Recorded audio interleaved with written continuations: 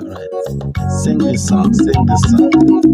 Ezi Chim, Ezi Chim, Jesus ibe Ezi Chim.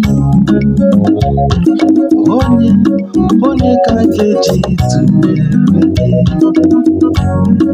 ibe Ezi Chim.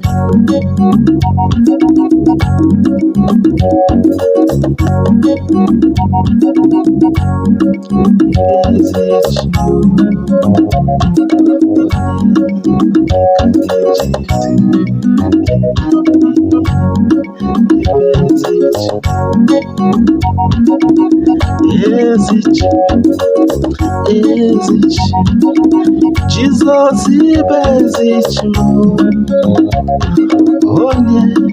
Onye ka ga-eji tụnyere gị, ibe Ezi Chim.